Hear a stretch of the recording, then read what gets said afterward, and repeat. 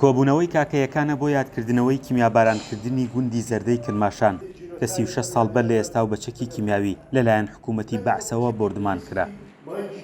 خەریکی مەراسیمی ئاینی خۆیان بوون و چەند ژمارەیەکی کاکەی لە گوندەکانی دەوروبەرەوە ڕوویان کردوتە ئەو ناوچەیە، بەڵام بەداخەوە سەر لە بەیانی ئەو ڕۆژە لەلایەن فڕۆکە جەنگیەکانی سەدام حوسێنەوە کرانە ئامانج و نزیکەی 275 شەهیدیاندا و 1146 کەس بریندار بوو لە گوندەکە. بۆی ئەوەی عێراق ئەندامی دادگای باڵای تاوانی نێودەوڵەتی نییە، نەتوانراوە کەیسەکانی کە کورد بە جینۆسایدی خۆی دایدەنێت لەلایەن ئەو وڵاتەوە ببرێتە ئەو دادگایە.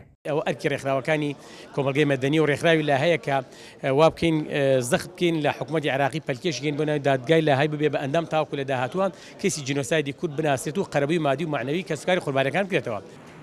کاکەیەکان دەڵێن لە عێراقیش لەبەر مەترسی داعش و گروپە چەکدارەکان بەشێک لە گوندەکانیان چۆڵ کردووە. بەڵێ بەداخەوە کە ناوچەکانی کاکەی ئێستا بەتابەتی لە خواروی عێراق لە کەرکووک و لە داقوقەوانە لە بارودۆخی زۆر خراپان هەندێک لە گوندەکانی هەر بەتەواوی چۆڵ کراون لەبەرەوەی مەترسی هەم داعشیان لەسەر هەم مەترسی بە عەرەبکردنی گوندەکان و داگیرکردنی زەویزارەکانیان و سووتاندنی دەقڵدانەکانی لەسەرە.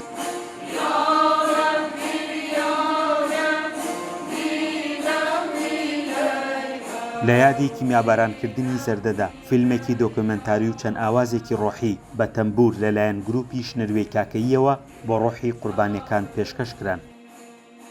ئێمە وەکو گروپی شنەروەی کاکەیی ویستمان بەشداری بکەین لە ئەم مەراسیمەیە کە بۆ کیمیابارانی گوندی زەردە کراوە. ئاوازەکانمان یەکەمیان ناوی یاڕەب بوو، دووەمیشیان ناوی جەنگەڕا بوو کە جڵۆشایەکە.